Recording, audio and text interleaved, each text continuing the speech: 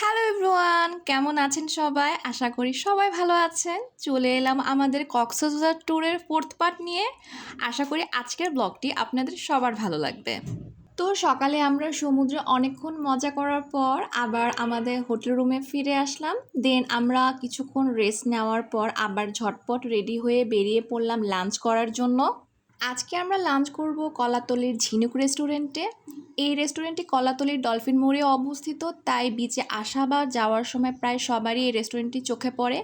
রেস্টুরেন্টে ঢুকতে প্রথমে আমার যে জিনিসটা সবথেকে বেশি ভালো লেগেছে সেটা হচ্ছে এই রেস্টুরেন্টের ডেকোরেশন খুবই সুন্দর। পুরো রেস্টুরেন্টটা বেশ পরিষ্কার, গুছানো এবং ওয়েল ডেকোরেটেড। আমার কাছে রেস্টুরেন্টের ওভারঅল এমবিয়েন্সটা খুব ভালো লেগেছে। দেখতে বেশ কমফোর্টেবল এবং ফ্যামিলি ফ্রেন্ডলি একটি প্লেস মনে হয়েছে। যারা একটু শান্ত এবং কম ভিড়পূর্ণ জায়গা পছন্দ করেন তাদের কাছে ওভারঅল এই রেস্টুরেন্টটা ভালো লাগবে।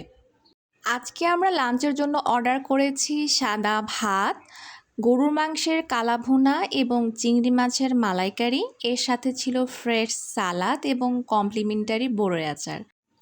ওভারঅল খাবারের টেস্ট আমার কাছে খুবই ভালো লেগেছে। বিশেষ করে তাদের গরুর মাংসের কালাভুনা এবং বড়ের আচারটা ছিল একেবারে অসাধারণ। সত্যি বলতে গরুর মাংসের কালাভুনাটা আমার কাছে এত বেশি ভালো লেগেছে যে নেক্সট টাইম কক্সবাজারে গেলে অবশ্যই আমি তাদের এই গরুর মাংসের কালাভুনাটা অবশ্যই আবার ট্রাই করব।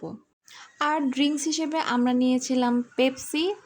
Overall experience is very good. আমি সবাইকে রেকমেন্ড করব এই রেস্টুরেন্টটা আপনারা অবশ্যই একবার হলো এসে ট্রাই করে দেখবেন।